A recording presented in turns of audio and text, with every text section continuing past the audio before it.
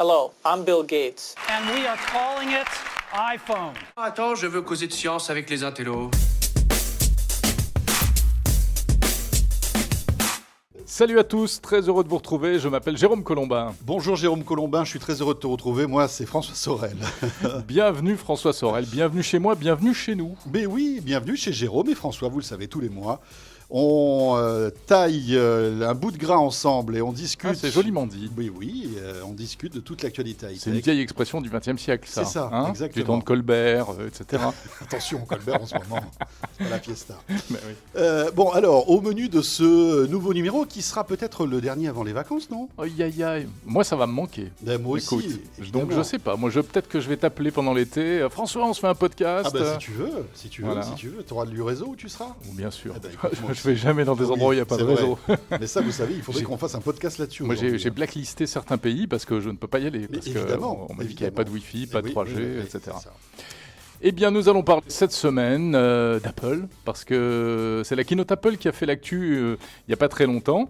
On va revenir notamment sur cette information assez technique, mais pas inintéressante. Apple qui va laisser tomber Intel et qui va fabriquer ses propres microprocesseurs. Oui, bah c'est un peu comme si Renault disait, je sais pas moi, un fournisseur de moteurs, attendez les gars, on arrête.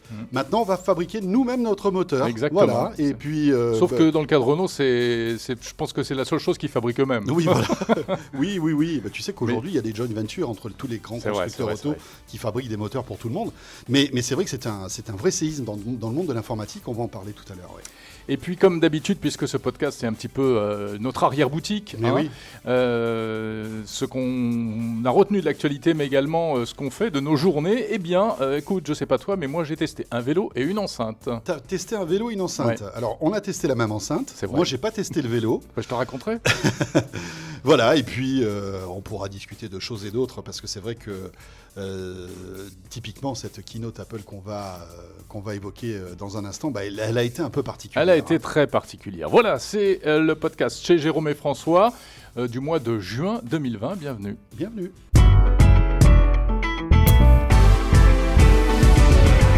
Alors François est en train de terminer son petit yaourt, Oui. en sirotant son petit soda. Exactement, je viens de terminer mon sandwich. Alors que Voilà. toi, tu t'es engouffré une entrecôte frite. Ça, c'est pas gentil quand même de me faire ça. Hein. Je t'avais invité, tu Mais n'as pas voulu venir. On n'a Mais pas réussi oui. à déjeuner ensemble. Contrainte c'est- de temps. Je déteste ne pas avoir le temps et là, aujourd'hui, c'était un peu compliqué. Donc Bon, désolé, je me suis fait l'échalote, l'entrecôte à l'échalote tout seul. Mais alors, vous savez quoi, en plus, comment il est, Jérôme ? Il m'envoie des photos par SMS de son entrecôte, C'est alors vrai. que moi, je mange un sandwich. C'est un peu cruel. C'est vraiment pas sympa. Hein.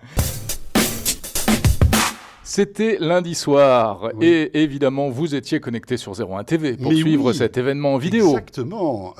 On était là tous avec en plus notre camarade Gonzague d'Ambrico. On vous a fait eh bien voilà la retransmission de cette keynote. Alors évidemment on vous invite à la redécouvrir parce que le replay est sur YouTube et sur 01nettv.com et sur les box. Mais bon, on va pas revenir sur toutes les nouveautés qui ont été annoncées, mais Non, peut-être parce que ça, c'est à revoir sur 01, C'est ce que- dans voilà. 01 Hebdo cette C'est ça, semaine. bien sûr. Également, si vous voulez vous refaire la keynote, c'est possible. Hein, enfin, le 01 live de la keynote. Tout à fait. Mais en revanche, il y avait deux choses intéressantes. Ouais. La grosse annonce, c'est Intel qui s'en va de chez Apple avec ARM qui arrive. On va en Et parler puis- dans un instant. Et puis surtout sur la forme, cette keynote qui était quand même incroyable. On n'a Exactement. jamais vu ça. Ouais, tout à fait. Alors, c'est vrai que d'habitude, si vous nous suivez, vous savez que on récupère toujours le flux vidéo d'Apple et puis on commente un peu, Ouais, on oui. décrypte, etc. Et c'est en général une grande fiesta avec du public, c'est du direct, ça se passe à San Francisco. Et là, c'était que de la boîte, on va dire, hein, Oui. comme on dit dans le jargon C'était que de audiovisuel. la boîte, alors c'était très bien filmé. On voit que l'Apple Park a été vraiment mis à l'honneur avec de belles images aériennes, des plans qui étaient superbes. C'était magnifique. On a retrouvé Tim Cook tout seul dans ce grand amphithéâtre qui est au sous-sol de l'Apple Park. Ça faisait bizarre quand même parce qu'on n'entendait pas les clameurs. Vous savez que les keynote Apple, c'est toujours une espèce de fête, une ode à Apple. Là, c'était beaucoup plus intime. Mais finalement, la keynote a duré quoi ? 1h45, je À peu crois. près, ouais, je hein. crois. Ouais. On a eu un maximum d'infos. On avait du mal nous-mêmes, pour tout vous dire, À suivre. à commenter les actus et à les suivre. Il n'y avait pas de temps. temps mort. Et franchement, moi, j'ai bien aimé cette keynote. Je suis Vraiment. tout à fait d'accord avec toi. J'ai beaucoup aimé aussi. C'était un style. C'est marrant parce que finalement, Apple a inventé le principe de la keynote Bien et sûr. ils sont peut-être en train de la réinventer. Alors là, c'était exceptionnel, hein, Oui, pour cause de Covid, confinement, Covid, ouais. tout ça. Est-ce que les prochaines. Mais est-ce que ça ne va pas leur donner des idées pour le futur? Parce que c'est vrai que c'était beaucoup plus dynamique, c'était beaucoup plus léché.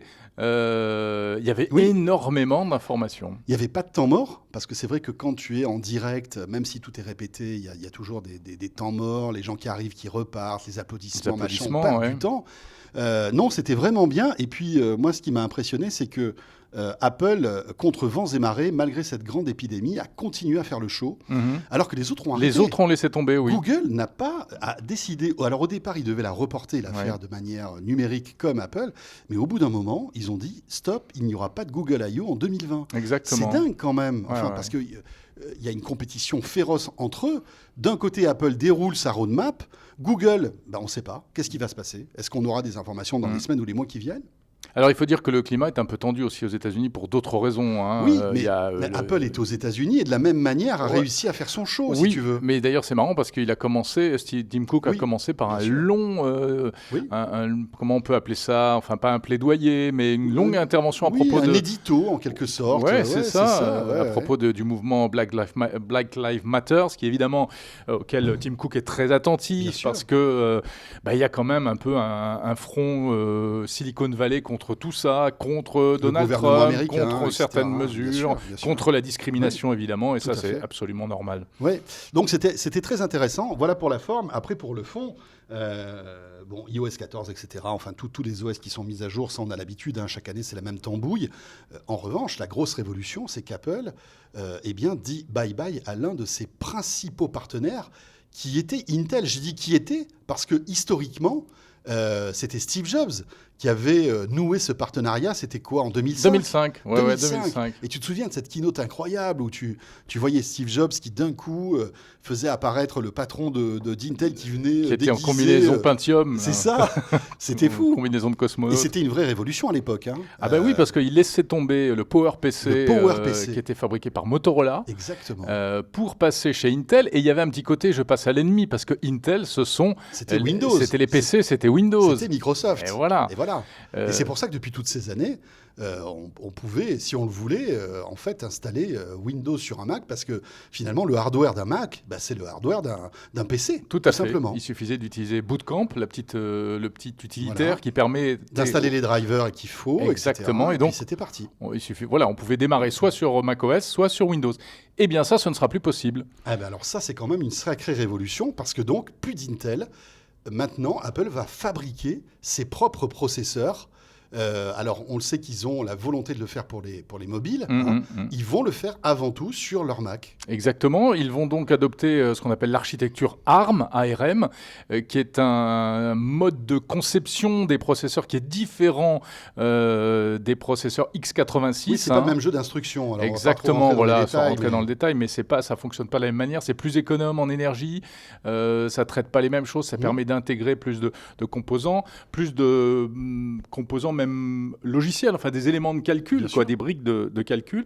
On arrive à faire des machines plus fines. Voilà, tu le disais, tout à fait, qui étaient moins énergivores aussi. Et puis, mais est-ce qu'elles sont tout aussi puissantes? Parce que finalement, est-ce qu'on a le fin mot de l'histoire? Moi, je n'ai pas creusé sur ça, mais est-ce qu'aujourd'hui, les processeurs ARM qui seront dans les futurs Mac seront tout aussi puissants que les processeurs haut de gamme d'Intel? Eh bien, écoute, tu as raison de poser la question, mais je pense qu'il va y avoir une bataille là-dessus, et il y a quand même des signaux qui sont très positifs. Est-ce que tu as noté que vient d'être annoncé l'ordinateur, mais je ne parle pas d'ordinateur personnel, mais le supercalculateur le plus puissant du monde, depuis quelques jours à peine, c'est un ordinateur qui fonctionne avec des processeurs ARM. C'est un ordinateur qui est au Japon, qui s'appelle Fugaku, et qui a une puissance de 512 pétaflops. Eh bien, dis-moi. Donc les pétaflops, ça dépote. dépote. Les pétaflops, ça dépote. Les pétaflops, ça dépote. Donc c'est quand même assez encourageant. Hein. Oui, sans doute. Et puis il y a eu des démos qui démontrait qu'avec l'architecture ARM, on pourrait faire jouer 4 flux 4K en même temps. Voilà, il y avait toute une puissance, j'avais l'impression, qui était là. Hein. Et puis, si j'ai bien compris, ça va leur permettre de faire des processeurs à 5 nanomètres, c'est-à-dire encore plus petits. Donc, c'est-à-dire que les connexions sont encore plus courtes. Donc, forcément, ça va encore plus vite. Et ça va permettre de faire des processeurs vraiment puissants. Mais derrière ça, pourquoi ils font ça en réalité ?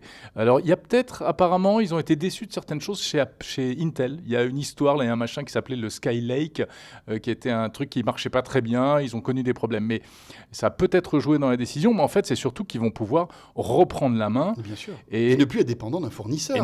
Et ça, c'est l'obsession d'Apple. Déteste être dépendant d'un fournisseur. Et voilà, exactement. On l'a vu avec Qualcomm il y a quelques années. Après, ils se sont rabibochés. Mais on sait que Qualcomm va faire deux générations futures d'iPhone. Et puis après, ce sera Apple qui fabriquera aussi ses processeurs. Donc, on voit qu'Apple ne veut plus être dépendant d'un fournisseur. Allez, Intel à la poubelle. Voilà. Ça y est. Et c'est vrai que c'est la logique. Hein, ça a toujours été ça. Apple fabriquait le hardware, le software. Le hardware, il y avait des choses qui leur échappaient. Maintenant. Et d'ailleurs, pendant la keynote, c'était amusant parce qu'il y avait cette séquence qui se passait dans les sous-sols. C'était vraiment, venez pénétrer avec nous dans le laboratoire secret. C'est là qu'on fabrique les processeurs. Avec le monsieur processeur d'Apple qui est là depuis des années et qui tient de main de fer toute son équipe qui franchement est arrivé parce que j'imagine qu'en termes d'ingénierie de développement ça doit être un truc incroyable. Ouais. Alors ils vont pas si j'ai bien compris, ils vont les concevoir mais ils ne vont pas les fabriquer. Ah oui. Ils vont les faire fabriquer, c'est la société TSMC à Taïwan qui va leur faire fabriquer. Mais ce sera quand même eux les grands architectes en fait. C'est pas la Chine, c'est pas fabriqué en Chine. C'est pas la Chine, exactement. Et oui. Et ouais. Ça aussi c'est un élément important. C'est un élément important. Voilà ce qu'on pouvait dire concernant cette keynote. Et je vous rappelle, comme le disait Jérôme au tout début, si vous avez envie de vous replonger dans l'ambiance, vous allez sur la chaîne YouTube de 01 TV, sur la chaîne 01 TV sur YouTube. On rediffuse cette keynote tout au long de la journée. Et comme ça, vous verrez un petit peu l'ambiance et les annonces qui ont été faites.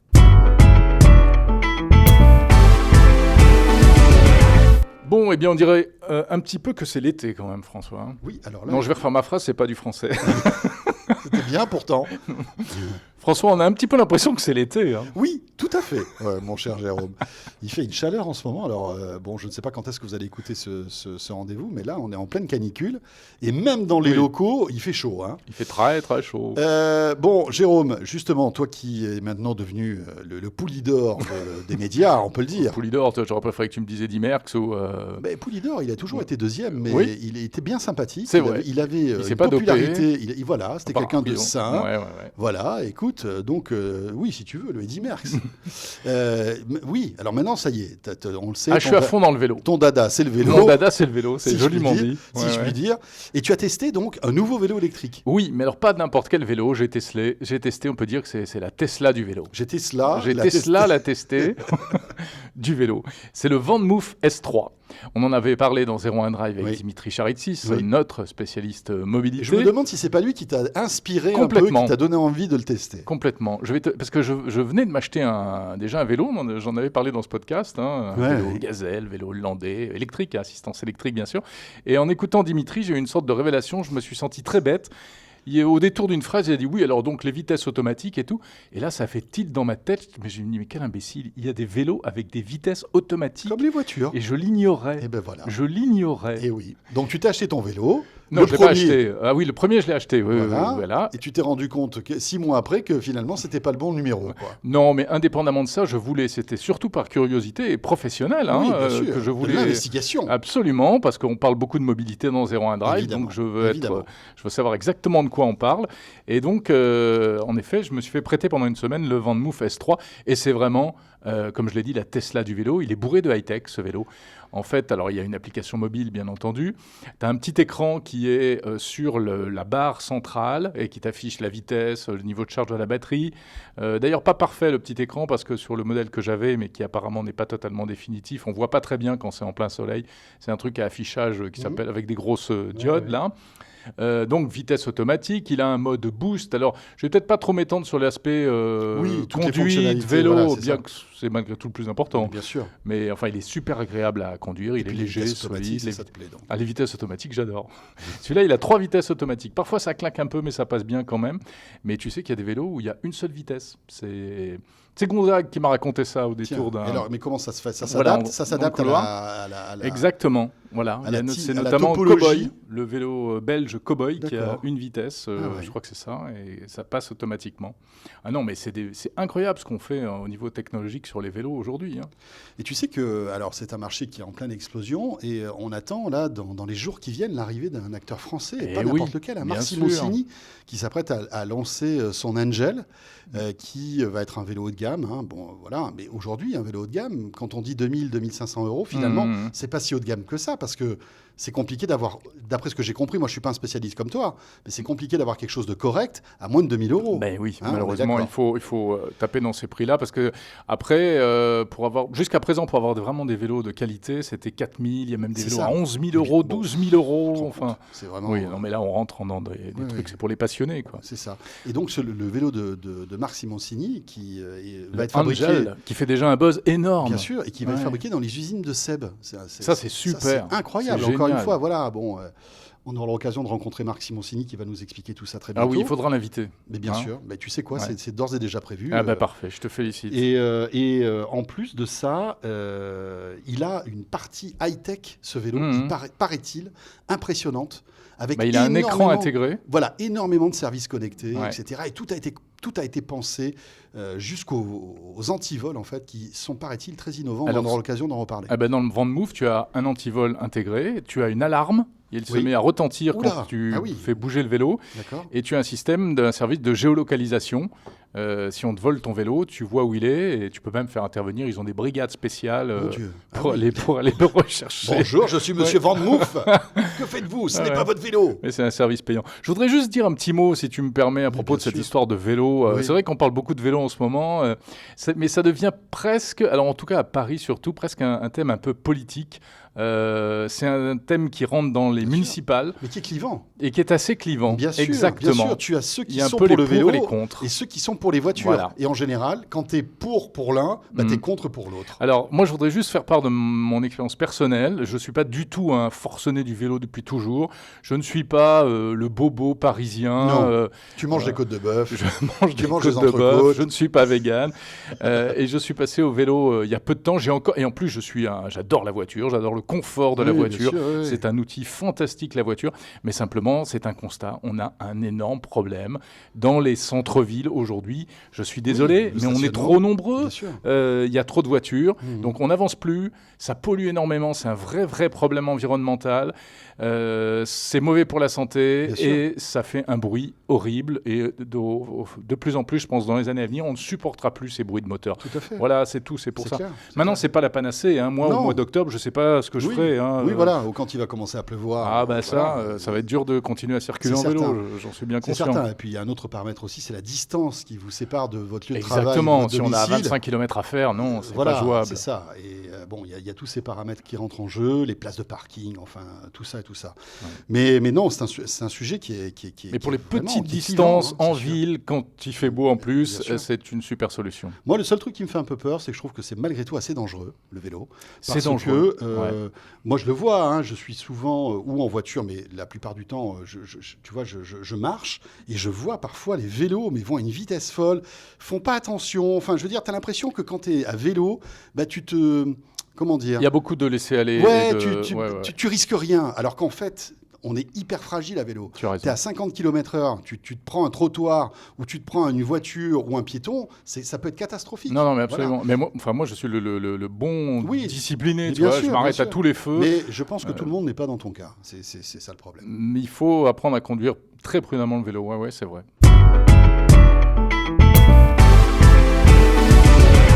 Bon, avant de se dire au revoir et de vous Ah laisser, bah oui, pas encore. moi j'aimerais, tu sais quoi, j'ai un fantasme, je vais te dire tout. Oula. J'aimerais Attends, savoir je ce que m'éloigne un peu. non, tu risques rien. Mais j'aimerais tellement savoir ce que vous faites, vous qui nous écoutez, à ce moment Ah précis. oui, ça c'est vrai. Ça, j'adore. Ouais, ouais, ouais. On vient de parler de vélo. Peut-être que vous êtes sur votre vélo. Peut-être que vous êtes dans votre lit en train de vous endormir. Peut-être que vous ronflez déjà en nous écoutant parce qu'on vous a ennuyé et que vous dormez déjà. Peut-être que vous faites la cuisine. Peut-être que vous êtes dans votre voiture. Et moi, je trouve ça, c'est dingue. Mais j'adorerais savoir ce que vous faites. D'ailleurs, n'hésitez pas à nous le dire. Vous allez sur le Twitter de 01 TV et vous nous laissez un petit tweet. Ou sur YouTube, puisque ou sur YouTube, dans vous les êtes nombreux commentaires à YouTube aussi, bien sûr. nous écouter aussi sur YouTube. Ouais. Voilà, et bon, je referme cette parenthèse, mais moi, mon autre fantasme, comme le tien, c'est le son, et c'est vrai qu'on est vraiment... Alors, c'est peut-être parce qu'on fait de la radio depuis toujours. Ouais, c'est possible. C'est peut-être pour ça. On est très, comment dire, très à cheval sur la qualité du son, voilà, sur ce qu'on ressent, etc. Que ce soit pour la prise de son ou même pour écouter. Et on voulait vous parler de Sonos. Alors, c'est pas la première fois qu'on parle de Sonos, ça sera sans doute pas la dernière. Mais l'écosystème de Sonos s'est agrandi il y a quelques jours de cela avec la Sonos Arc qu'on a eu le plaisir, Jérôme et moi, de recevoir. En test pour quelques jours. Voilà, pas dans le même appartement. Pas dans le même appartement, oui. Parce que je rappelle quand même à tous ceux qui nous écoutent qu'on ne vit pas ensemble avec Jérôme. On a une vie de famille, chacun de notre côté. Et donc, alors moi, j'ai pas fait un test très poussé parce que je l'ai reçu qu'il y a quelques jours, mais j'ai réussi à la brancher déjà. Et alors, ce qui est génial avec Sonos, c'est ça, quoi. C'est que tu sors, bon, déjà, tu as un packaging. Tu as vu le packaging qu'il y a ? Ah ouais, c'est très joli. C'est très élégant. Même les boutons pour ouvrir la boîte, c'est des boutons en plastique. Enfin, tu as l'impression, tu as presque honte de jeter la boîte, quoi. Je pense que c'est breveté ce système, parce qu'il n'y a que chez eux qu'on trouve voilà, ce c'est truc-là. beau, et puis dedans, tu as un tissu comme le foie gras, tu sais. Un joli tissu qui enrobe en fait l'enceinte. Et puis après, quand vous sortez le foie gras. Non, mais c'est vrai, tu sais, tu as des foie gras au torchon. Des foie gras au torchon qui sont enrobés de tissu, tu sais. Je mange beaucoup moins de foie gras que toi. Un peu classieux. Non, mais moi non plus, mais à Noël, ça m'arrive. Pas qu'à Noël d'ailleurs, tiens. Ouais. C'est vrai, tu manges du foie gras tous les jours, tout le monde le sait. Tous les jours, et du caviar en plus. Oui. Mais des fois des sandwichs, comme aujourd'hui. Et donc, c'est vrai qu'après, pour la brancher, c'est très simple. En plus, moi, j'avais la Sonos Beam. J'ai rien eu à déballer. Ouais. J'ai branché le câble de la Sonos Beam. J'ai pris le câble de la Sonos Beam. On vit pas ensemble, mais on fait les mêmes trucs. Mais voilà, le câble Ethernet et le port HDMI. Ah, j'ai même pas mis l'Ethernet, moi. Ah, tu es en Wi-Fi. Moi, je me suis mis en Ethernet. Tu sais, moi, j'aime bien les câbles. Ouais, toi, t'aimes les câbles. Quand je peux, je mets des câbles. Brick and mortar, un peu, toi. Voilà, c'est ça. Le Wi-Fi. Alors, j'aime bien le Wi-Fi, mais quand je peux mettre des câbles, je mets des câbles. Et après, voilà. Bon, alors, après, c'est là où ça se complique. C'est là où je configuration un peu, avec l'appli. Avec Sonos, voilà. Les deux applis, le bordel. Il a fallu que je désinstalle des trucs pour réinstaller à côté, etc. Là, j'étais sur mon canapé. Mais ça a marché. Je couinais un peu quand même. Mais ça a marché. Oui, je me retrouve avec deux applis pour piloter mes deux systèmes. On en avait parlé il n'y a pas longtemps, mais. Non, mais moi, ça y est, j'ai fait une croix. Les vieux, ils vont partir. Ils vont partir à la poubelle. Poubelle, non, mais je vais les filer à des copains. Ouais, mais tu vas être obligé de racheter deux Sonos des Play 5 de nouvelle génération. Bah, écoute, je sais pas, on va voir. Ouais. Voilà. Alors, j'ai déjà une Play 5. Alors, moi, j'ai aussi longuement testé cette barre de son. Donc, la particularité, c'est que c'est son poids.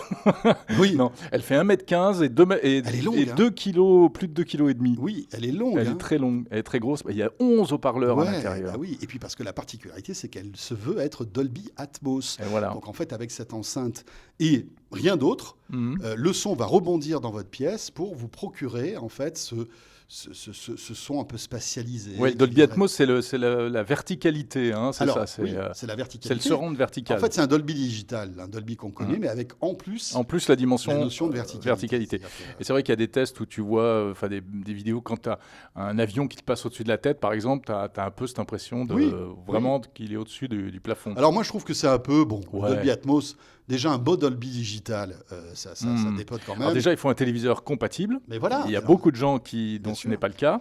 Et il faut un téléviseur compatible. Toi, ta Samsung est compatible avec Écoute, oui, moi j'ai le petit voyant Dolby Atmos. Oui, il faut un HDMI ARC et même e-ARC. Tu as raison de le préciser. Parce que moi, sur ma Panasonic OLED, je n'ai pas de e-ARC et je n'ai que du ARC. Et donc, en fait, d'après ce que j'ai compris, j'ai du Dolby Atmos, mais qui est plus compressé que toi. Donc, en théorie, après. Voilà. Alors, moi, j'ai le voyant Dolby Atmos qui s'allume. Mais qui s'allume où ? Sur ta télé ? Sur la télé. D'accord. Ouais. Donc, j'en ai déduit que c'était connecté. Ça devrait être bon. Et alors, le son, qu'est-ce que ça donne ? Qu'est-ce que tu en penses ? Alors, il y a deux choses. Il y a l'aspect surround pour regarder des films, des séries. Oui. Moi, j'ai fait le test avec et sans enceinte surround. Parce que l'intérêt, c'est que. Tu n'installes que ça. Voilà, tu n'as pas d'enceinte à l'arrière. Tu as du volume, exactement. Bon, c'est bien. Mais si tu mets des petites enceintes à l'arrière, c'est quand même mieux. Et bien sûr. Et là, c'est vraiment bien. Bien sûr. sûr. Et ce que j'aime bien, c'est que c'est pas du tape à l'œil, c'est pas du bam bam Oui, waouh. oui. C'est délicat, tu vois, t'entends mieux les Parce musiques que plus sonores. t'as le caisson de basse les- connecté Et en de plus, Sonos. j'ai essayé avec le caisson de basse. Voilà, Ouais. donc en plus Donc tu là, as, t'as tu un- as les basses. Moi t'as je un l'ai bon pas le truc. caisson, Mhm. je l'ai pas. Mais c'est vrai que le son est bon et moi j'ai même été alors j'écoutais de la musique. Moi. Je trouve que le son est bon. Mais je ne l'ai pas trouvé hyper différent de ma BIM, si tu veux. J'avais l'impression d'avoir un petit peu plus de spatialisation. Ah ouais. Mais j'ai pas trouvé. Alors peut-être que moi, comme toi, je suis dans un appartement, j'écoute pas fort parce que j'ai pas envie de me mettre mes voisins à dos, si C'est tu sûr. veux. Donc je pense qu'il faut une grande pièce et puis surtout ne pas avoir de voisins à proximité parce que Ouais. autrement, tu fais du bruit quand même. Après, le son, c'est très subjectif. Ça Oui, dépend de qui écoute bien et ça sûr. dépend de ce que tu écoutes. Évidemment. Moi, j'ai quand même testé. Je trouve qu'elle est nettement meilleure que la BIM. Elle a Ouais. plus de volume, de profondeur, tout Oui, ce mais que tu parce veux. qu'elle est plus longue aussi. Mais bien je sûr. l'ai comparé très attentivement avec une Play 5. J'ai Oui. mis dessus la Play 5 et j'arrêtais pas de passer de l'un à De l'autre switcher de l'une à l'autre. avec ouais. des tas de sources musicales Ouais, différentes. mais avec une Play 5, t'as que de la mono, alors qu'avec la Sonos Arc, t'es en stéréo malgré tout. Oui, bien sûr, mais tu as quand même. Ouais, mais enfin, on en a déjà parlé. La stéréo, moi, Ouais. je suis de la génération où on ne jurait que par la stéréo et je me demande si on s'est pas fait enfler, quoi. C'est vrai. Ouais, en fait. Mais donc il y avait une différence entre la Sonos Arc Eh bien- et la Play 5 eh ben, ou c'est- pas autant que ça. Pas tant que ça. C'est ça qui D'accord. est troublant, c'est que sur certains morceaux, la Arc était presque meilleure. Sur d'autres, c'était la Sonos, la Play 5, etc. D'accord. Écoute, je vais me faire un peu ma pub. Moi, j'ai fait un test, tu sais, Oui. sur Sur Attitude Techno. Sur attitudetechno.fr, j'ai rédigé un long texte Oui. test de la Sonos Arc. Il fait 50 pages. Exactement. Il est plus long que le mode d'emploi. Non, c'est pas vrai. C'est Non, pas aussi non, détaillé non, que non. le test de Gonzague Bien ou sûr. etc. Mais voilà, où je raconte un petit peu tout ça et je trouve qu'elle est assez étonnante parce que d'abord pour la télé elle est bien, pour la musique elle est bien. En revanche, attention, il faut pas se leurrer, c'est un produit de niche parce que déjà il y a plein de trucs qui sont quand même. Il faut une télé Dolby Atmos. Pour profiter du réglage TruePlay aussi, il faut le rappeler, ça marche qu'avec l'iPhone. Oui. Ça ne marche pas avec un smartphone Android. Exactement. Elle a le AirPlay 2, mais elle n'a pas le Bluetooth. En fait, cette Sonos, c'est la meilleure copine des produits Apple. Mais du coup, ça coupe une partie de la population de ces produits-là. Mais c'est vrai Me que si semble-t-il. par exemple vous avez acheté une télé, un écran plat de 65 pouces ou 55 et que vous trouvez que la qualité sonore n'est pas bonne, ce type de solution est à envisager parce que évidemment ça va donner une qualité sonore qui n'a rien à voir avec les haut-parleurs de votre télé, quoi. Ça c'est sûr. Hein. Et tu peux te passer d'avoir des Oui, enceintes pour oui, écouter de la musique. Ça peut tout faire. Ça peut tout faire. Ça peut tout C'est faire, vraiment oui, son d'accord. point fort. Ouais. Bon, Jérôme Colombin, Yes. c'est pas tout ça, mais Va falloir y aller. On a une émission à tourner là. Oui, on va aller tourner 01 Hebdo, du notre jeudi. 01 Hebdo du jeudi, exactement. Tu sais qu'il y a Laure, notre productrice, qui doit nous attendre en studio, qui doit pester là parce qu'on a quelques minutes de retard. Aïe, aïe, aïe, On va se aïe, faire aïe. engueuler, ça je te Ouais, le dis, c'est sûr. on va se Mais faire elle est, engueuler. elle est dure hein, quand même. Non Ah bah Alors oui, justement, mais, je voulais t'en parler parce que comme elle écoute pas là. Tu crois Oui. Qu'est-ce qu'il faut faire Bah non, mais elle est gentille, mais moi elle me maltraite. Hein. Elle te maltraite Bon, bien, alors, tu sais. Elle m'envoie des SMS. Envoie- Non, j'ai pas envie de faire ça. et On voit le tout. générique de chez Jérôme et François et on va en parler. Tu vas pouvoir te confier à moi. Bon, ok. En tout cas, vous qui nous écoutez, on vous retrouve le mois prochain. Ah non, qu'est-ce qu'on a dit? Le mois prochain, non, parce qu'on sera en vacances. Et là, on sera en vacances, j'en ai bien Ouais. peur. Bon, on sait pas encore. Mais on se retrouve à la rentrée. Surprise. Ça, c'est sûr. On sera là On à se la retrouve à la rentrée. Et puis si J'espère. on a des trucs à vous dire cet été, on vous le dira. Voilà. Ouais, c'est bien dit. Hein Allez, portez-vous bien, continuez à nous suivre surtout sur YouTube et sur 01 TV et puis sur la chaîne. Et bien sûr, la chaîne 01 TV sur SFR, Orange, Freebox et Fransat aussi. À très bientôt. Salut à tous. Salut.